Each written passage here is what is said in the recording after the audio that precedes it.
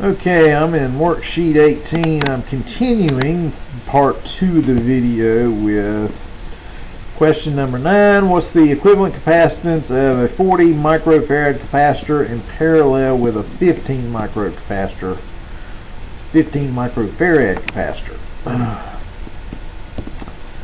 So I've got a 40 in parallel with a 15. What's the equivalent capacitance?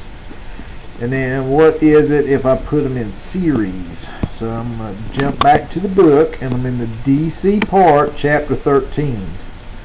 Series and parallel capacitors. So if I put them in series, what you notice is I get one big capacitor, and so I can calculate the capacitance from a series standpoint as I would calculate the resistance in parallel. I don't normally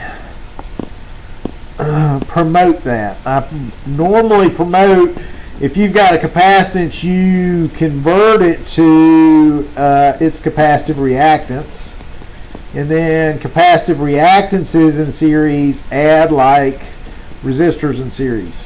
Okay, but if you just want to calculate the capacitance, which is what I asked, you would do a series as you would do a parallel, and you would do a parallel as you would do a series resistor. And so that's right here in 13. So if I go back to the question, I've got them in parallel. 40 and a 15 in parallel would wind up being a 55 in parallel. In series, I'd have to do 1 over 40 plus 1 over 15, and what I'll come out with is a capacitance, as you know, that will be less than 15 microfarads.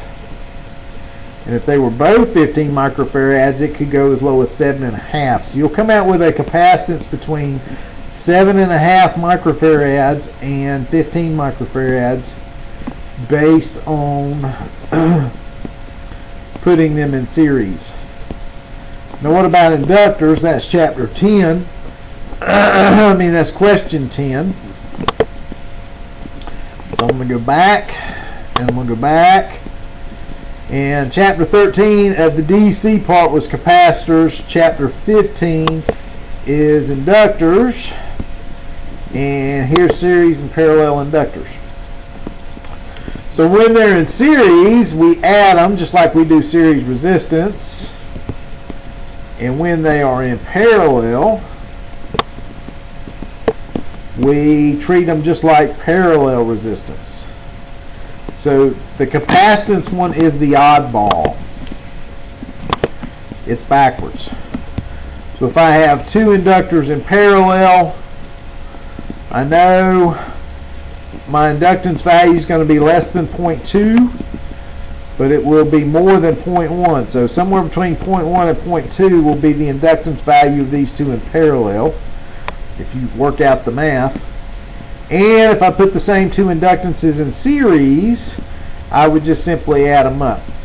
Make sure the units are the same, that there's no millihenry here and henry here, because that would throw off the addition. And then that's all you have to do for number 10, and that comes out of the book. While we're in the book, and based on what we talked about the other night,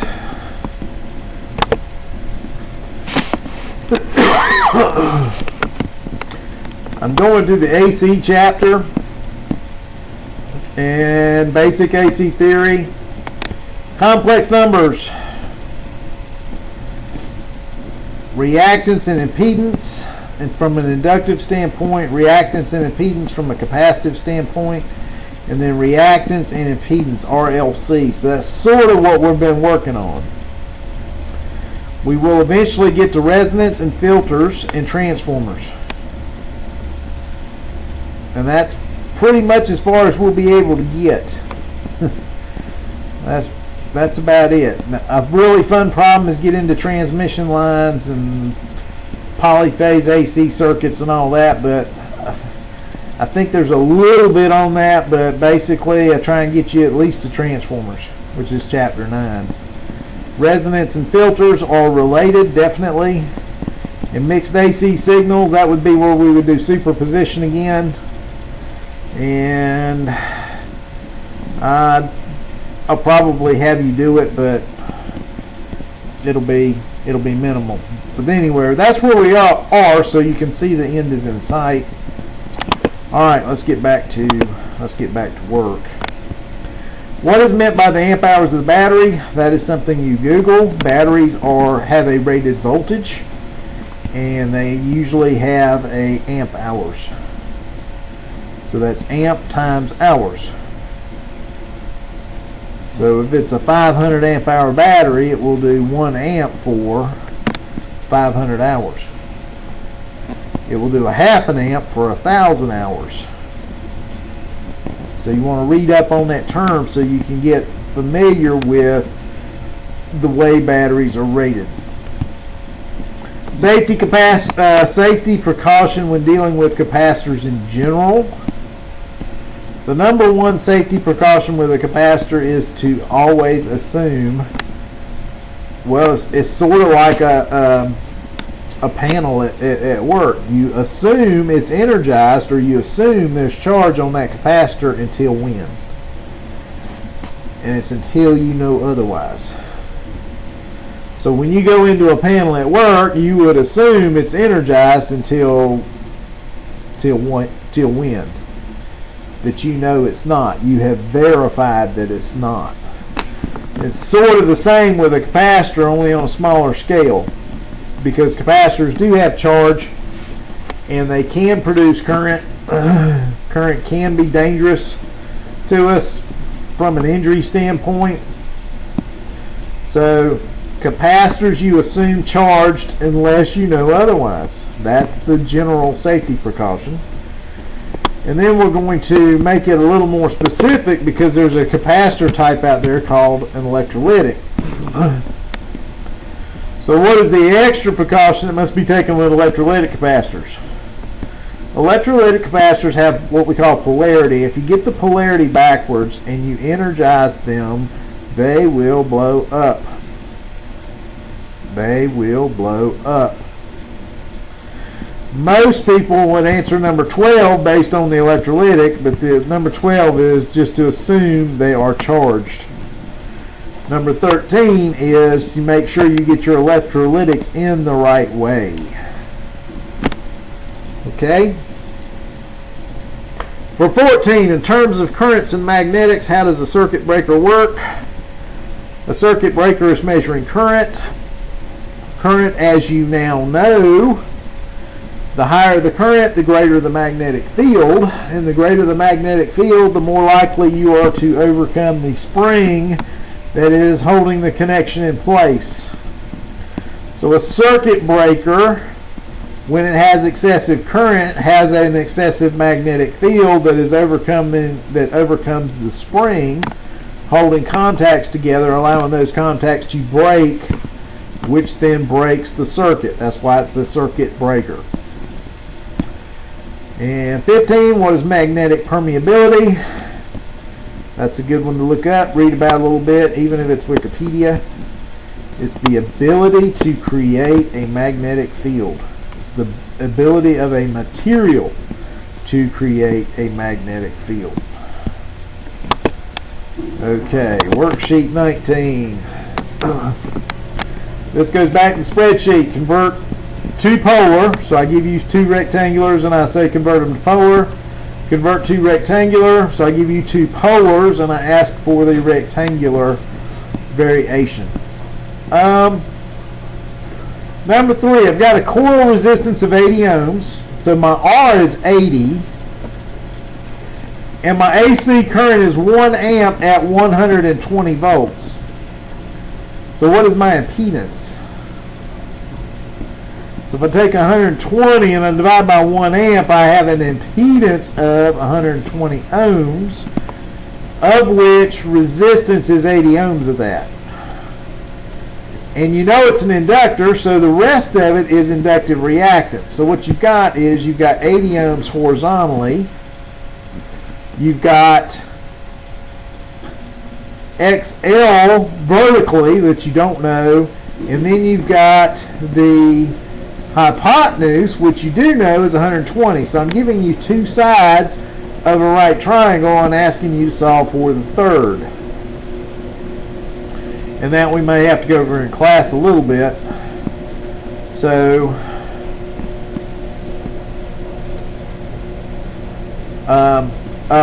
the impedance of the coil, you know, it's 120 ohms. Because at 120 volts, it draws 1 amp. So you know you got 120 ohms of impedance. Question 4 is where I have you break it down. So if I've got 120 ohms of hypotenuse, I got 80 ohms of side. What's the other side of a right triangle? If you know the Pythagorean theorem, you can figure that out. And that would be the inductive reactance for that coil. And then you take that inductive reactance, and you know you got a 60 hertz AC source. You can backwards calculate what the inductance of the coil is. So these three problems are all grouped together, and basically you can take any coil that you can find in your factory, if you know the current that's running through it at a voltage, you come up with the impedance. You can ohm the value of the coil, and it will form a right triangle. You can find the odd side, and that will be your inductive reactance. And then from the inductive reactance formula, you can work back to the actual inductance. So it's a pretty neat little exercise, and it's out there everywhere. Okay. Given an inductive reactance of 10 ohms in series with a resistor of 5 ohms and a source of 60 volts AC applied, what current would you expect to flow? So I've got XL's 10 in series with 5. So that would be 5 plus 10I, right? That's the impedance. And I've got 60 volts AC applied. So 60 divided by 5 plus 10I would give me the value for current. This is just an Ohm's law problem. The only difference is in AC, now it has the imaginary parts in it. Okay. If a voltage of 120 at an angle of 0, our angle for voltage is usually 0, and I'm confirming that, and your total circuit impedance is 60 at an angle of 30 ohms, what's the current? So voltage divided by ohms gives you the current, and so it's just a problem where you are working the numbers. Given 24 volts AC circuit with 3 capacitors in series, what current would flow? So I don't give you a frequency. Oh no. But if I don't give you a frequency, you assume 60 hertz. So you can come up with that reactance, and this reactance. Add them all together, you get a total reactance. I don't say anything about resistance, so you assume the resistance is 0. And so you take that reactance, which if resistance is 0 is the impedance, and then 24 divided by the impedance gives you the current. It's just an Ohm's law problem. I promise, it's just an Ohm's law problem. It's an AC Ohm's law problem. How does the current in an electromagnet relate to the magnetic field strength? So, as current increases in your electromagnet, your magnetic field strength increases. So they are, what's that, directly proportional. One goes up, the other one goes up. There's a term for that, and I have just lost it in my mind. Okay, number 10. How do the number of turns in an electromagnet relate to the magnetic field strength? So I can have a current in a wire and make an electromagnetic field, and the stronger the current, the stronger the field strength. Or I can do coils. I can do what we call turns. Turns are wraps. So the more turns I have, the stronger the field. So if I have a single wire with 10 amps flowing through it, I will get a certain magnetic field strength. And if I have 10 turns of wire with 1 amp flowing through it, which is a lot less current, I can still get the same field strength.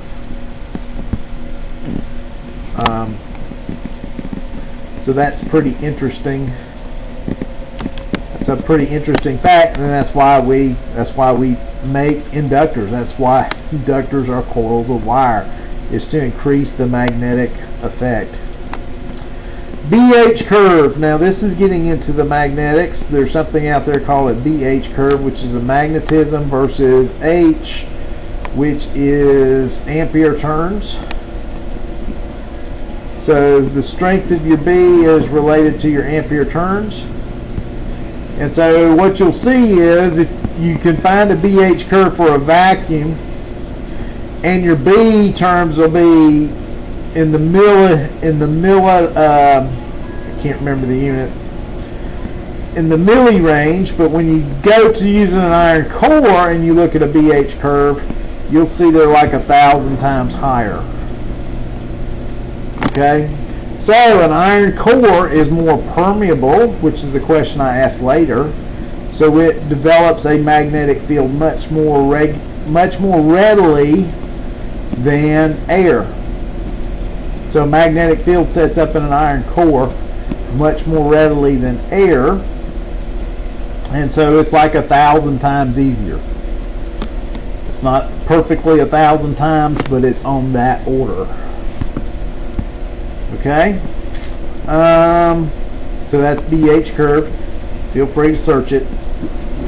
What happens in an electromagnet if the core is partially air and partially iron? When it's energized, the iron will try to center itself into the core, and this becomes the operating principle of a relay or solenoid. The fact that the iron will try and center, we can make something move just by passing current through a coil of wire. And that's how we then ultimately realize relays and solenoids. Okay? To go back to the iron core and magnetization, what you will see if you look at a BH curve for an iron core, that you get into an effect called saturation. So even though the iron core will create or allow a magnetic field 1,000 times easier than air, there is a limit to how strong you can make your magnetic field using iron. Now, it's still advantageous over air because it's so much easier, but you can only make it so strong. So it's give and take. There's a little give and take there. What's the orientation of magnetic fields around current carrying wire? That is depends on whether you're doing conventional current or electron flow. If you're conventional, you take your right hand, you point your thumb in the direction of conventional current flow, and then the magnetic fields will wrap around the wire in the direction your fingers are curled. If you do electron flow, then you have to use your left hand. Point your left thumb in the direction of current flow, electron current flow, and then the field lines will wrap around the wire in the direction that your fingers are curled. How do magnetic fields around wires interact with each other? If they're strong enough, it's like any other two magnetic fields. They will either repel or attract if you have multiple magnetic fields. So, and that's what we're doing with motors. Motors are just the interaction of magnetic fields, and we set it up to enhance the effect and get rotation. That's what we want. What type of magnetic field will induce current in a conductor? And a steady magnetic field won't induce a current. Has to be a changing field. So your magnetic field has to change in order to induce a current in a conductor. So it's a changing magnetic field induces current in a conductor. All right, that gets us through 19, and I thank you for watching. If I don't make another video, then I'll probably go on to 20 or 21 next week. And thanks for watching.